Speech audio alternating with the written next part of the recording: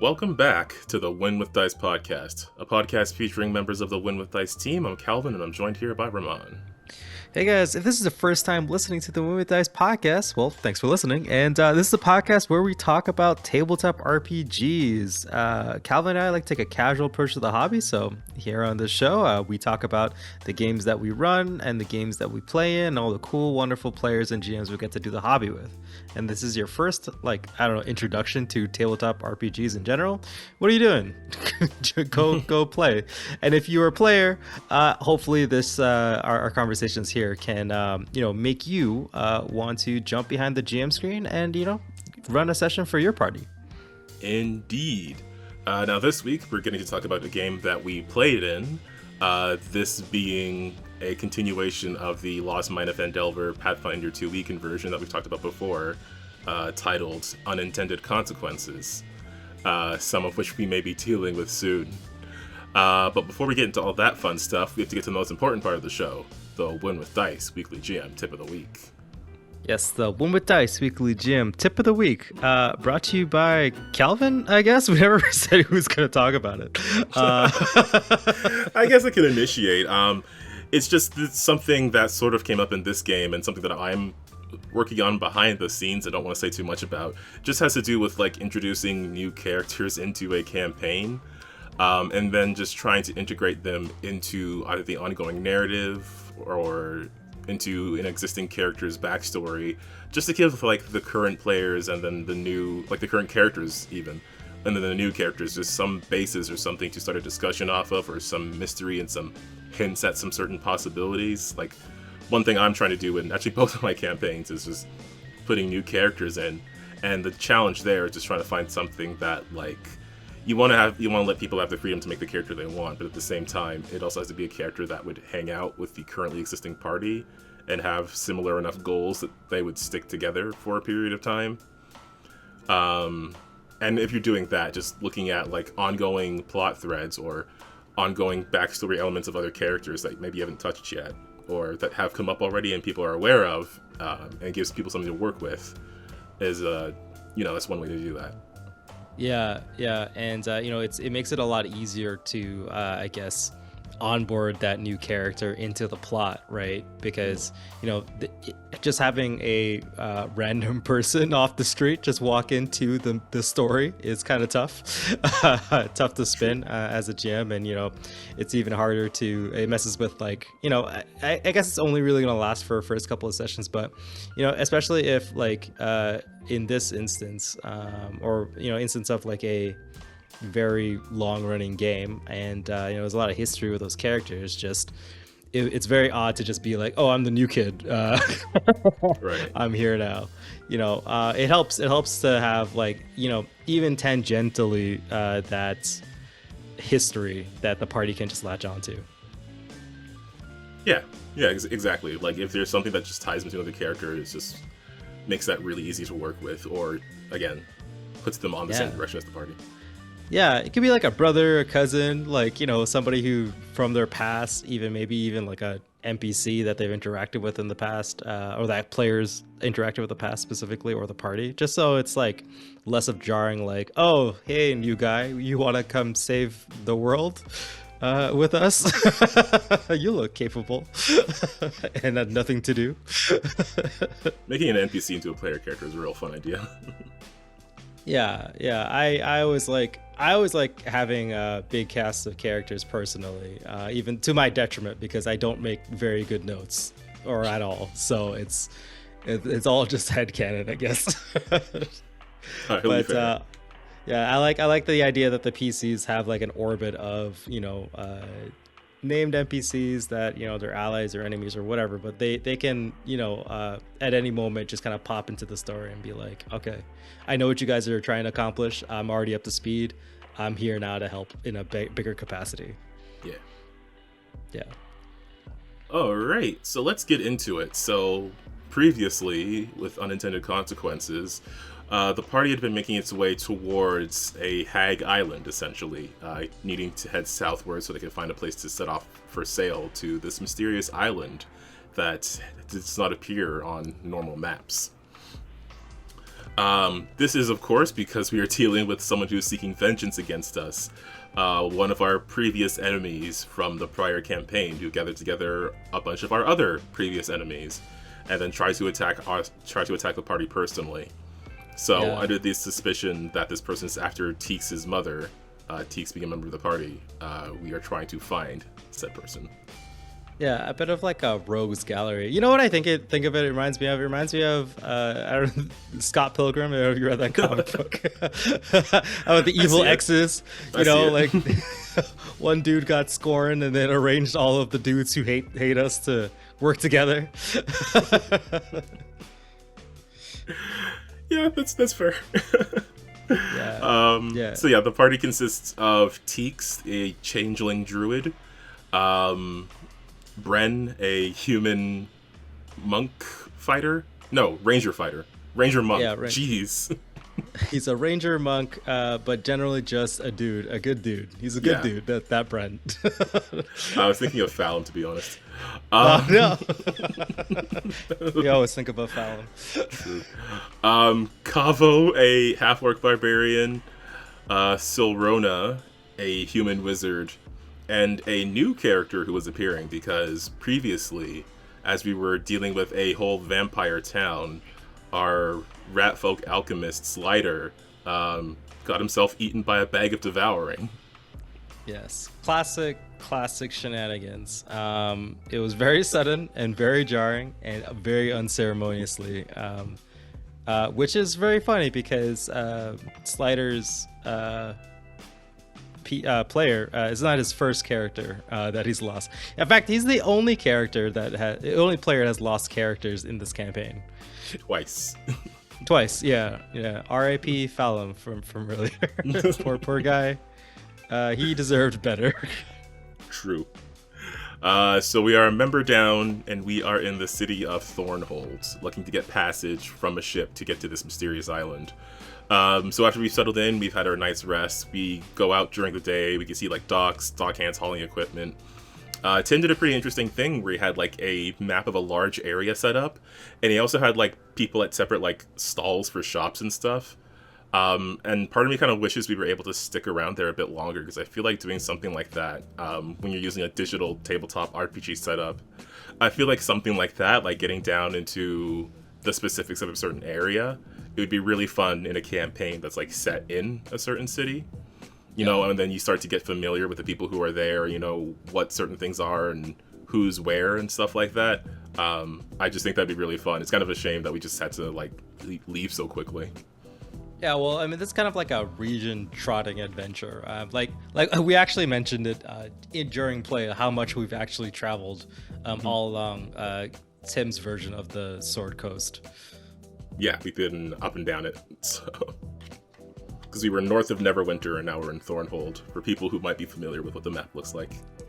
Yeah, lots and lots of walking. We walked a lot.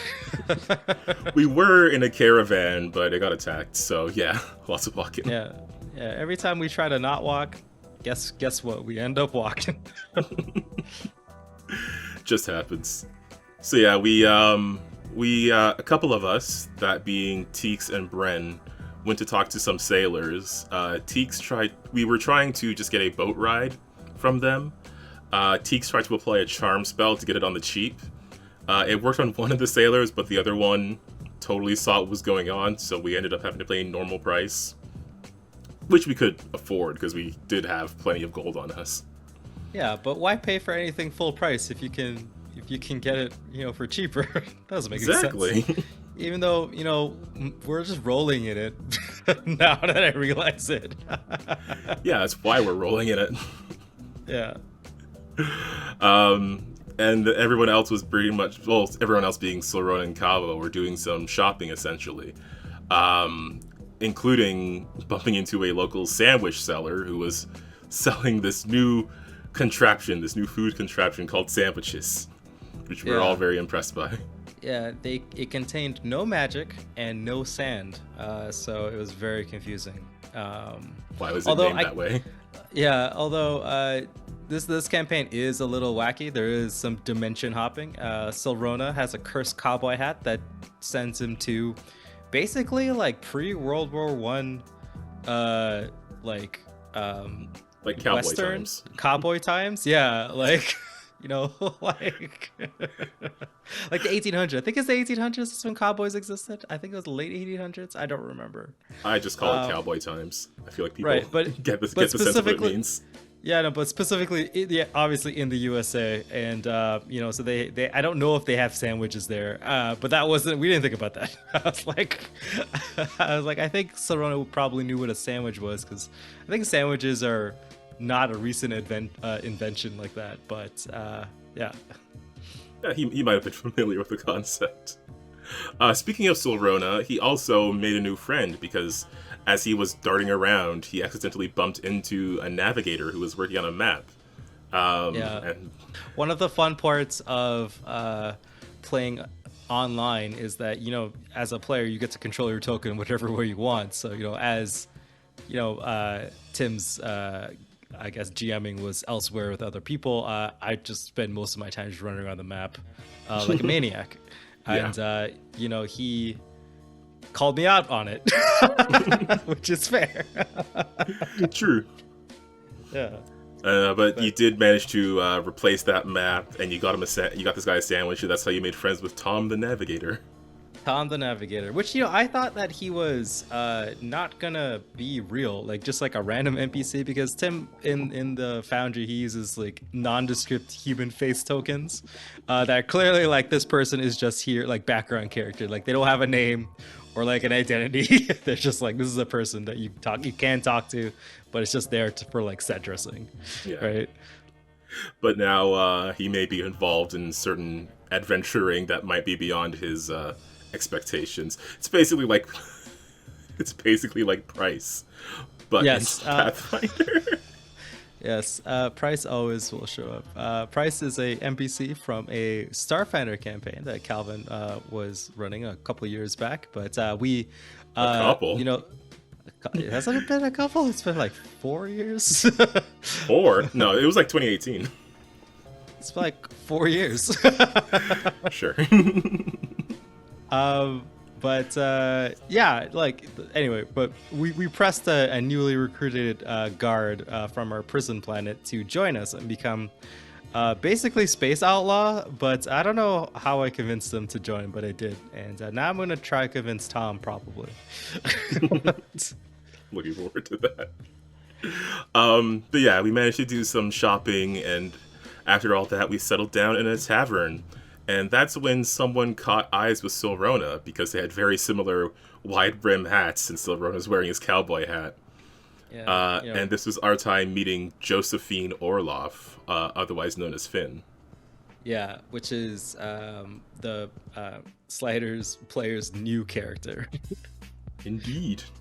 Yeah, very clearly not an NPC, very clearly a player character, which is kind of fun because, you know, I'm always on the side of the GM to make the GM's job easier as a player. Like, I guess it's because I am a GM, so I'm like, oh yeah, I see what's going on here. I need to connect this random person to the party. True. Right? So, you know, I basically took it upon myself to be like, I'm gonna try very hard to roleplay to get this person to join the party. Yeah, which is pretty much what happened. We learned a bit about Josephine's history, how she's kind of on the move because she was meant for the gallows for something unjustified, a murder that she says she did not commit, though we did not get full details on that. We tried to explain the situation, including how dangerous it was, but kind of seemed like more confusing than anything. Yeah. But we did bring Tom around in order to ask him for some details on navigation in case he knew this mysterious island. To which he said he only really knew the area, but not that specific island. So, pretty suspicious stuff going on out there.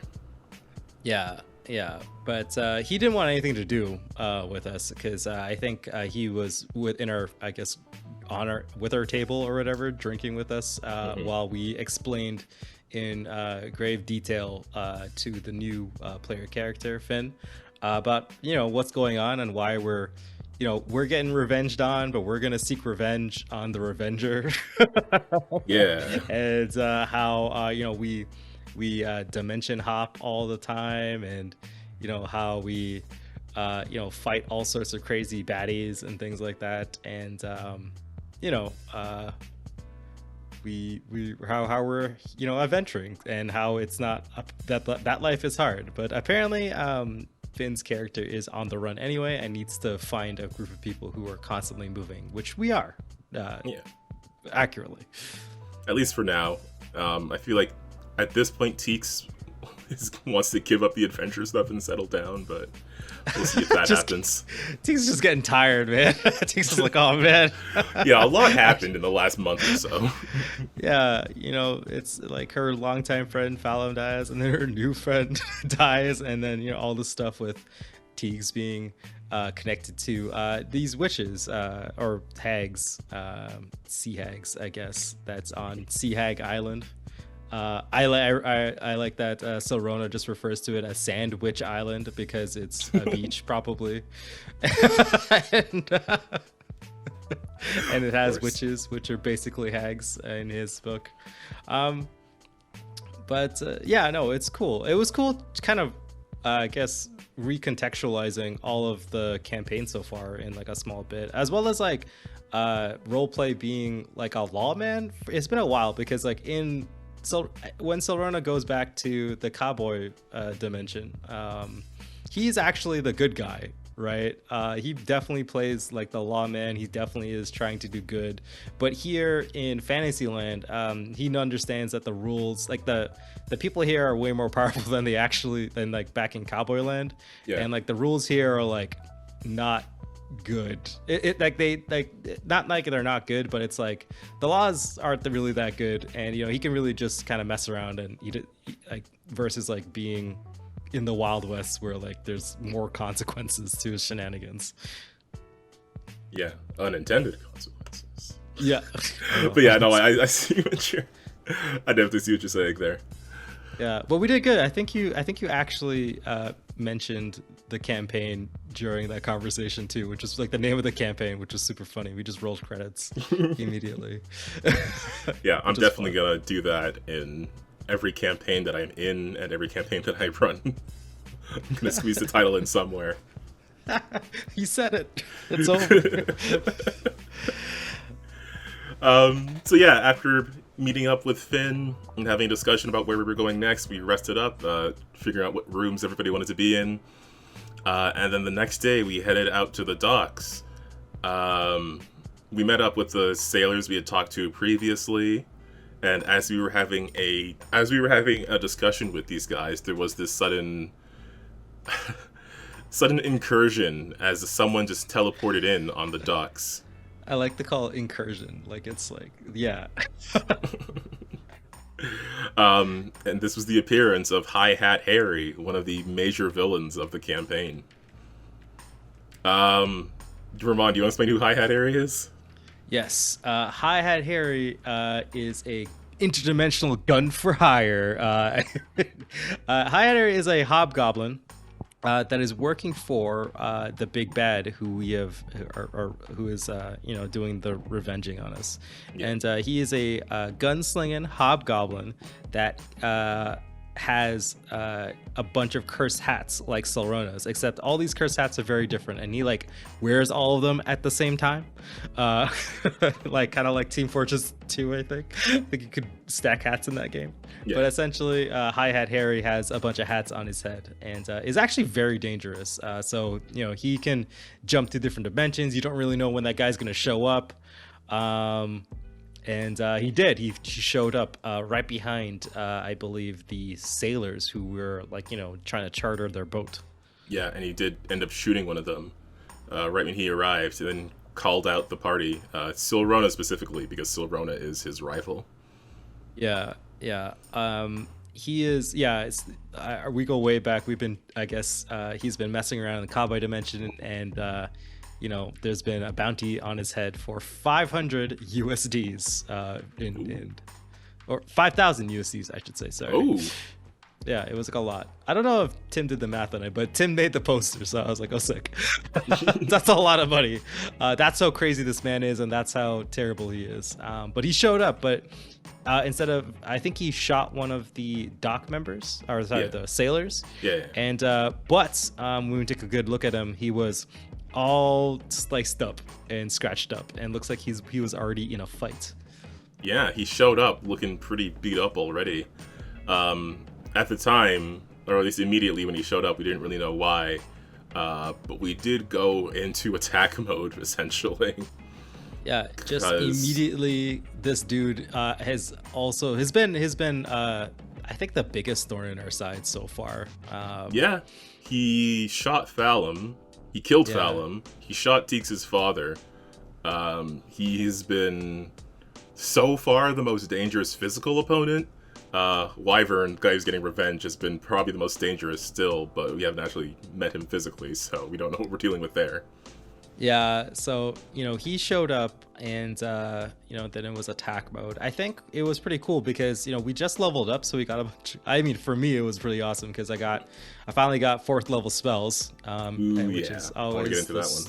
The super cool, awesome, but I forget where the fight started. I think it was Teagues casted Aqueous Orb. Orb. The water version of Flaming Sphere. And this was something I had in my back pocket for a while because it's supposed to be able to grab people. Unfortunately, it wasn't as effective as I wanted, and it took up too much space. So I'm gonna have to reorganize some of my strategies going forward. But it was able to at least take up some of his actions to get out of it, even though he was able to get out of it pretty easily. Yeah. But, luckily, Silrona was able to... Ramon, the player, was planning on getting the spell a long time ago. Anchor. Dimensional Anchor, just to take care of this guy, because he always slips away. He always shows up, shoots our friend, and then runs away. But now I'm finally high enough level to stop that. But he made the save, but the Dimensional Anchor says that it still lasts for a minute, even if they didn't critically save. So it was good. He was locked in for the fight. Yeah. So Dimensional Anchor is essentially the target is locked into the dimension that they're on. So we had 10 rounds, because he was locked there for a minute, we had 10 rounds to take care of Hi-Hat Harry. So Calvo rushes in, he's putting on his rage. Finn starts casting Phantasmal Killer. Yeah, which I'm like, what? What is Finn? We don't know the details about Finn's actual character class and stats and stuff like that, but she's some sort of spooky, stabby person. Seems that way. And yeah, Hi-Hat Harry saw something that caused him to take mental damage, and from what he exclaimed, it seemed like he was seeing Wyvern, and reacting in fear, saying, he was trying to do what Wyvern had asked. Apparently, Wyvern didn't want Thalum dead yet, and had been punishing Hi-Hat Harry for it. Yeah, which was kind of cool because it kind of stressed. It was like, oh, Hi-Hat Harry is pretty tough, but this dude beat him up. Yep. Yeah. This guy that killed one of the members of the party, and was was a major boss fight, and he shows up all scuffed. And Wyvern, I'm so curious what Wyvern is now, because he started off as just a basic orc, basic CR1 orc you don't even think about, and now he is terrifying. You haven't even met him. I'm confused how this dude power crept himself so high, but we'll see when we finally meet him, hopefully. But yeah, I don't remember the whole fight. I think there was a bunch of all the melee dudes went in and started doing the stabbing and the punching. Yeah, Kavo came in with his pickaxe. Bren was there doing some punches. The Aqueous Orb was in the way more than I expected it to be, so I did kind of dismiss it at one point. Finn, after Silrona did some blast with magnetic force, Finn just moved in and teleported to the other side of Hi-Hat Harry, helping with some flanking there. Yeah, and I think she got an attack as well. And Yeah. but the killing blow went to Teagues. Yeah. So Teagues cast Tempest Surge, just unloading a storm's worth of electricity into Hi-Hat Harry. While Hi-Hat Harry was trying to mock Silrona. And even though I think he succeeded on the save, but he still took half damage, and he was just like just struck with multiple bolts of lightning, and I guess completely fried. Yeah, which was awesome. I was so excited. I was like, finally, progress. Because it was been feeling for a while as a player that like, man, like, I know that we're going through this, but we need to like make some progress on these bad guys. I feel like we've been just playing catch up, right? Mm-hmm. But now that we took out Hi-Hat, I guess he did show up half beaten, but I'll take the victory anyway. Hell yeah. Yeah, it's just one less thing to worry about, I guess, because there's always the threat of that dude just showing up and shooting your friend and then teleporting away like an asshole. Not no more, but there's still Wyvern, but who knows what he's doing. Yeah, we're stuck with the evil we don't know now. Yeah. Well, I guess I don't know if Wyvern can just teleport in, but we took down Hi-Hat and we took all his hats and his guns, and he had a lot of stuff. Tim just dumped a bunch of stuff into my inventory, and then we also get to claim that 5,000 USD bounty. Which then took a while actually to calculate out, because we were using like the rates of gold for $1 and like how much goes into a coin and like how much ingots we can get. It was like a kind of like a big deal. Yeah. We did spend a lot of time on that. Hopefully it ended up with something that you all like, because I was super not involved in that, so I was just like, I was listening to it and I was just like, I hope everybody's happy with whatever we end up with. Yeah, I mean, to be fair, I don't even think Silrona even wants the money, to be fair. He does, but he also, the problem with playing like a wizard is like, what do I want? Scrolls. Right? I already have like 10 billion scrolls. It's actually weighing me down. I need to get rid of some scrolls. You have enough scrolls that they weigh something? Yeah, I have like at least 10 to 15 scrolls, which is... The problem is I get so many spell slots, it's like I don't really need to use them, so it's like I never get to, because they take an action to come out. I mean, maybe I should give use of scrolls. Yeah. I would like that. Yeah, I don't know how it works though. I think I have to look at the scroll rules. I think you might need to have the spell on your spell. You do have to have it in your spell dealy. Maybe I'll just, whenever we, I guess, I don't know, we'll see. Maybe I'll just burn them. I don't know. They're just like actually holding space in my inventory, and is a little bit too clunky to use, I think. Can you add spells to your spell book if you learned them from a scroll, or do you know those ones already? All the ones that they're all the ones that I already know. Okay. Well, yeah, they're not stuff that I found. So yeah, I mean, but like you can't use them anyway. I might be able to use some of them. I think I might have like a lightning bolt spell. All right, we'll check it out later. We'll figure it out next time. Yeah. But yeah, so you were looting him. You got his unusual guns. You got like 9 or 10 hats. You got like, I think it was like 9 hats and then like one really small one. Yeah, and I had to we spent a while just kind of rolling like Arcana checks, even though that's not what you use to identify items in Pathfinder. Apparently, it's crafting, which I thought was super weird. It should be Arcana for magic stuff. I think built into Foundry to kind of reveal stuff, you have to make a crafting check or something like that. Like that's like the default role that they give you. I'm sure that there's like an ability that's like you just get to identify items. I'm pretty sure, like a general feat or something like that. You're just like, oh, yeah, it's like Arcana, Nature, Occult, or Religion. Since those are the magic skills, you can use those to identify an item. if I'm remembering correctly. If I'm not, then I've been doing it incorrectly. I think it's fine. It makes sense if you just are knowledgeable about spells and stuff like that. You can probably suss out what this item is, especially if it's magical and especially in the curse hats. But essentially, it was like trying to figure out where these hats lead to, right? Yeah. Some of them are like pretty fun. They're the smallest one, which is like a tiny hat that like fits underneath the rest of the hats, like a super secret hat.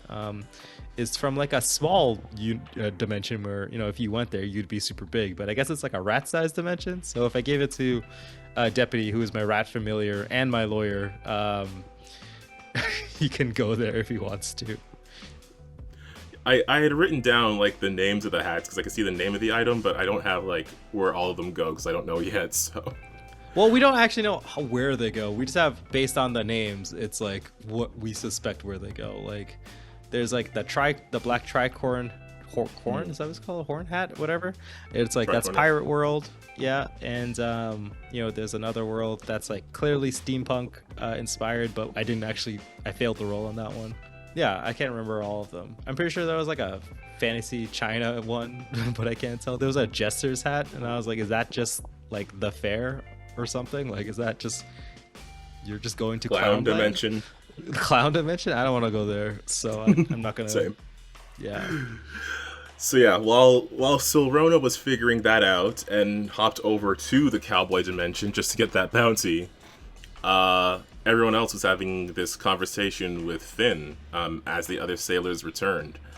The ship showed up, revealing that Tom, the navigator, was also part of this crew. But when the other two sailors returned, they seemed to know Finn and mentioned that she was in the same crew with Thalum and Slider, and had described Slider as being very inquisitive, which we saw an example of. But it pretty much said that they were all in the same crew, which is something that the rest of the party found pretty suspicious, but they weren't able to fish an answer out of Finn with regards to it. Finn just said that these guys were confused. Yeah, did we talk to them that we knew Thalum? Like, I don't remember because I was away, but I'm not sure if anyone mentioned them directly that like, oh yeah, Thalum's super dead and we know who killed him. we did say that to the sailors. Because when the sailors brought up Thalum and Slider, I think Kavo pretty bluntly mentioned them, and then Teeks was trying to be a bit more delicate about like what happened to them. Because I remember one of the sailors being like saying good riddance when we had mentioned that the guy that we killed was the one that killed Thalum. Yeah. So yeah, very curious what's going on there. We didn't really get a chance to get too far into it though, because we had a ship to sail. And during the course of said sailing, sometime into it, we had to navigate our way through a storm that was approaching, causing the boat to go off course, and there was a whirlpool ahead. It was a whole mess of water problems. Yeah, it was a whole lot of Bermuda Triangle all of a sudden, like. Which probably explains why this island wasn't on a map. Exactly, because no one can even get there, because every time someone gets close, they just die. Like. Yeah. So we were all trying to keep the ship on course. Kavo and Josephine were taking hold of like the rigging, although Finn was having trouble getting a grip on it. The storm was just getting worse, and then we had to try to like change the ship direction. Brando's working with the sailors, and Silverona was trying to help bail out water, although not doing very well. Yeah. And Teeks at the time, rather than just relying on her nature skills as she probably should have, she was giving into, or trying to at least hear the call of the hags.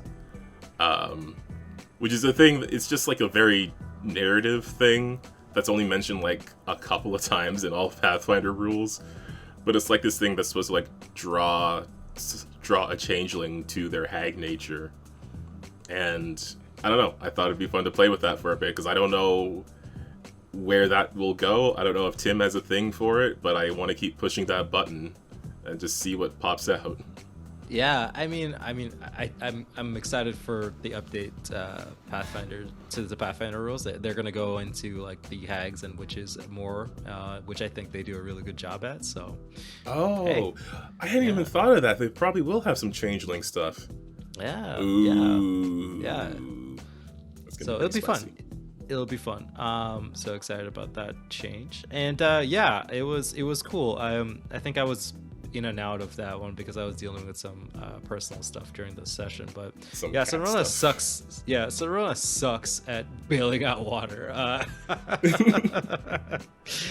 His he arms are for is casts and spells. I get it. yeah. He's got noodly arms, even though he talks a big game. So For a man That's- who kicks down so many doors, I guess he doesn't skip leg day, but maybe he skips arm day. yeah. So yeah, we were trying to make our way through this storm. Josephine was having like a whole lot of trouble with that rigging, but Cavo is pretty strong, so he's managing it easily. Bren again was still working with the sailors, trying to find a way through as more water was filling in on the ship. Teeks, listening to the call, was able to help navigate their way around a large wave, but then was having trouble staying connected to it.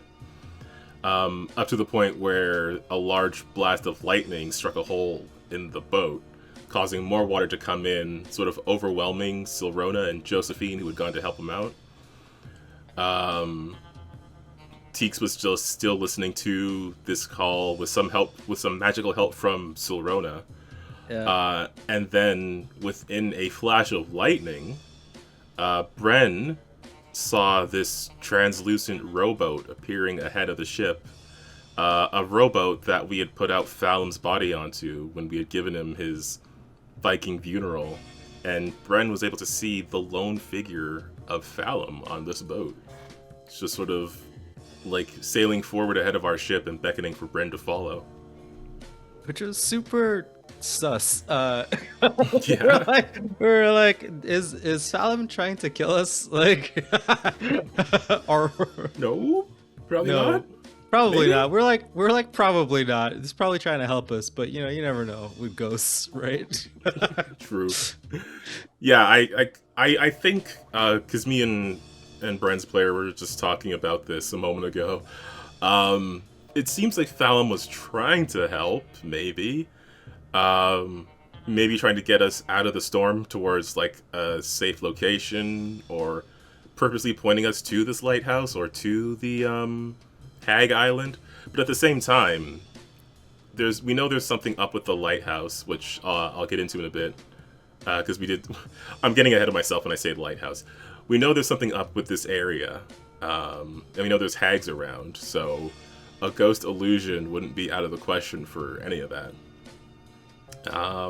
But yeah, as the ghost Fallum was guiding us forward, he gave Bren this apologetic look before briefly disappearing, or just disappearing.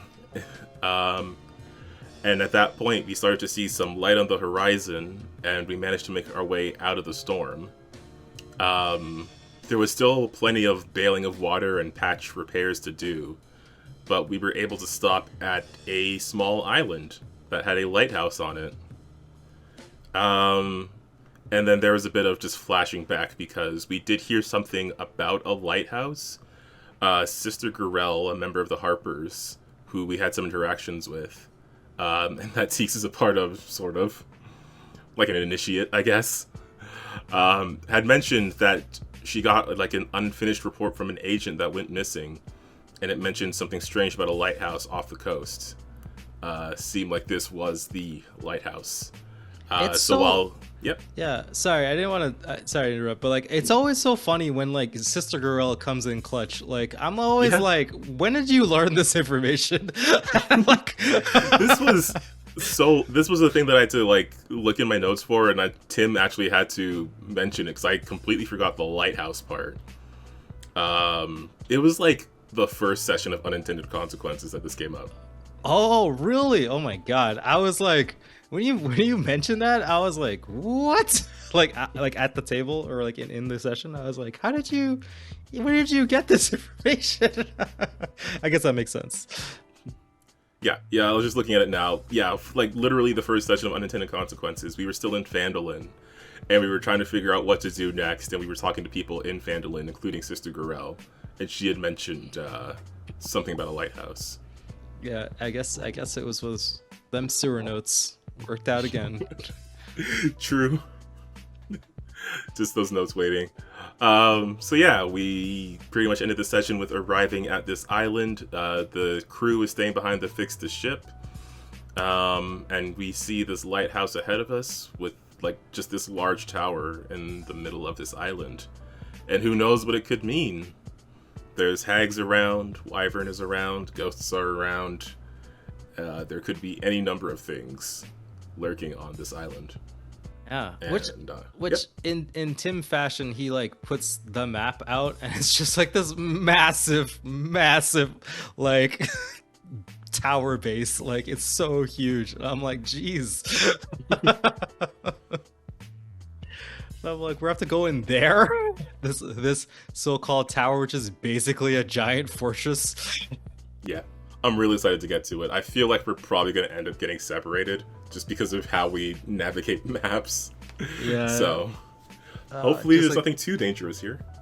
Hopefully. I'm excited too. I'm excited to possibly interact with whatever kind of gooblies and gobblies that exist in this tower.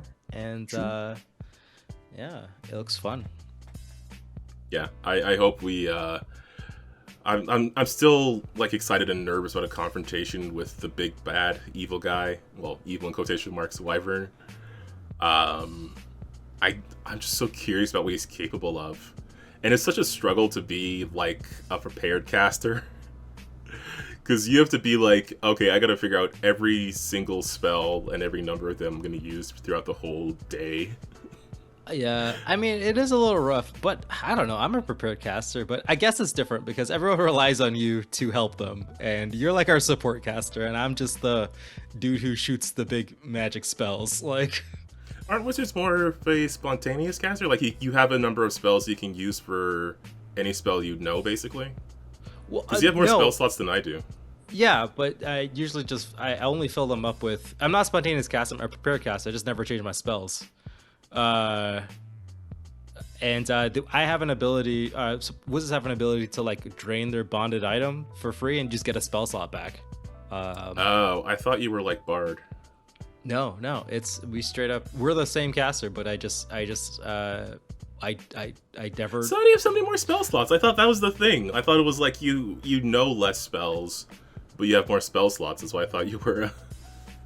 No, I just don't. I'm prepared casters. I don't know if you have. I think it's because Druids might just get less spells than wizards do. I mean, like you can turn into like a dog and stuff, and I get to cast more spells. It's like because with the druid, like you essentially have access to all the primal spells. You just have to choose which ones you're going to cast at the start of each in-game day.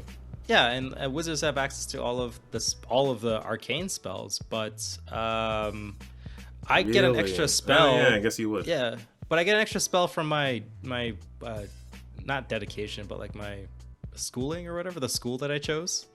So I get to get an extra spell slot from there, which is usually just one of the same spells that I already learned anyway. It's like the blast spells. But like I said, like I'm the damage dealing spellcaster. I don't really have any utility. My first actual utility spell was Dimensional Anchor, and that was solely just so I could capture deal with hi-hat. So Okay. Yeah, okay, that's fair. I this whole time I was thinking you like just knew less spells but had more spell slots. No. Apparently you have all of them and you have more spell slots. Yeah, you should also invest into scrolls too. Like if you're having issues, just have like a scroll, man. I have a staff, that's fine. All right, sure. You're the one that's complaining about how you're so stressed out about managing your spells. Me out here being like, I have too much spells. Take some. They're just falling out of my pocket. If I solve the problem, I won't have anything to complain about. That's true, I guess. I guess you're right.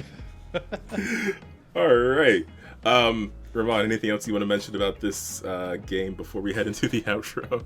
No, it's really fun. I'm very excited to finish Tim's campaign. I feel like we're getting close, hopefully.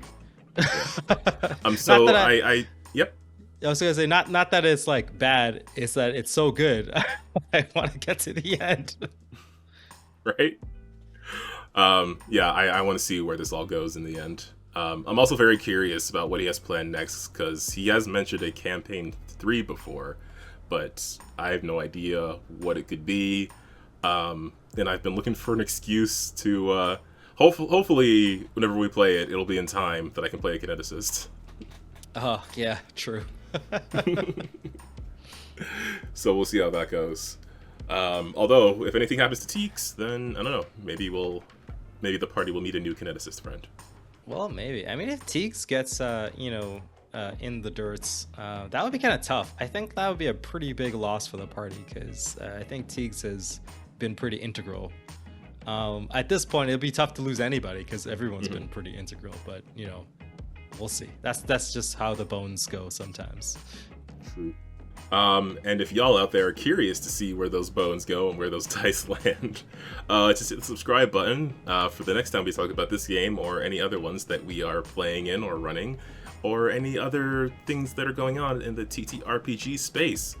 We're for sure going to get into some Pathfinder stuff when we have access to kineticists. Part of me is kind of thinking I should have got a Paizo subscription just for 1 month so I get kineticists early, but I'll wait. Like everyone else. It's fine. It'll be okay. Still gonna be sad about it. It's less than a month, it's fine. But anywho, if you're interested in that sort of thing, or in Lancer stuff, or in Starfinder stuff, or in the homebrew RPG that Ramon has been working on, just stick around because we're gonna be talking about all those fun things. Definitely check out other episodes of the podcast below if you're into those games. Additionally, on the channel, check out the gaming streams. Currently playing through Sims 4, Divinity Original Sin, and Dead Space 2, which has been very scary and very fun. I don't know how you play those games, man. It's scary. I can't handle scary games. I'm a chicken. I complain about this. I mean, because I love to complain. No, but every time I play Dead Space, I always talk about it's scarier when it's quiet. When it's throwing a bunch of monsters at you, eventually it's just you're just shooting your way out of an action scene. But when it's quiet, you can't do anything about it because the game's just being quiet. Yeah, and it's just being a dick, and it knows that you're spooked out of your mind. Yep. Yep. You're gonna turn a corner and something's gonna go boo, but it won't tell you when. It's just gonna do it. Ugh, I hate it. I hate it so much. But good luck to you. It's fun. I'm having a lot of fun with it. So yeah, definitely come by and check out that spacey, scary, goopy fun. Additionally, I want to give a shout out to all the people we have linked below in the description. If you're into Lancer Tabletop RPG and you're into third-party additions to Lancer, definitely go check out all that fun stuff below. Additionally, I want to give a shout out to the Untold Stories Project channel, where I'm at on Tuesdays and Wednesdays in the live stream and Friday in their podcast. If you're into Mutants and Masterminds, that is definitely the go-to channel. A lot of fun stuff going on there. We've got some leveling up happening soon, and there's some stuff in the pipeline that's coming. They actually also announced their partnership with Norse Foundry. So if you're interested in getting some dice and you want to get a little discount code on that, just go check them out and get the code from them. You'll get, I think it's 10-15% off your order. But that's all I've got for now. Ramon, anything else you want to say before we head out? No. Have a good day, folks. All right. Well, for all of our sailing GMs and players out there, just remember to keep on winning with dice, and we'll see you next time. All right. Bye, guys.